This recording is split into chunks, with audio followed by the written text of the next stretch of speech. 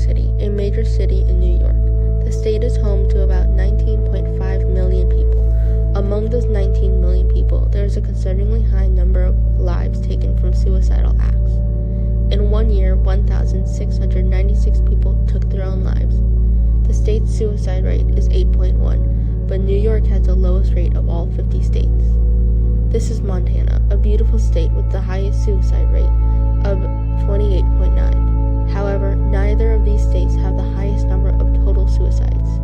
This is California, the Golden State, with a grand total of 4,312 people that took their own lives in 1 year, putting California at the top of the list. So why are suicide rates so high?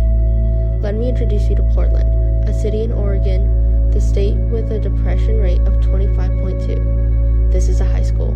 These are seen throughout the country, but what's seen inside is extremely concerning. A study shows that more than a quarter of students suffer from depression.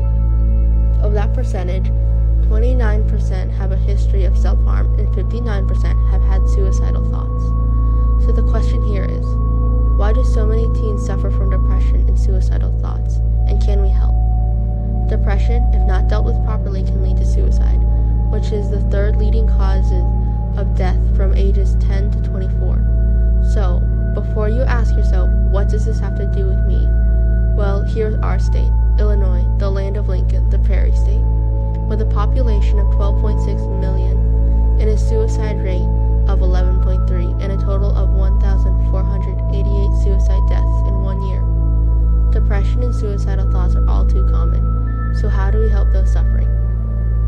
Watch for suicidal signs, such as sudden changes in behavior, such as lack of motivation, social withdrawal or isolation, a change in eating patterns, the decision to give away valued possessions, hopelessness, and even a sudden improvement in their overall demeanor, as it can be caused from their final decision to end their life. So how can you help someone? First off, listen to their stories and don't try to compare your experiences to theirs. It can make their problems seem less important or trivial. Ask open questions about their situation to learn more about them and how to help. If you are not well educated on the topic, learn more about it on your own time. Be patient with them and stay in touch. Teens battling depression will often want to isolate themselves, so it's important for them to know that they are welcome with you whenever. If it gets to a scary stage in suicidal thoughts or attempts, take them to the emergency room where they will be safe. Teen depression and teen suicide is a serious issue this world faces. With the numbers rising, it is more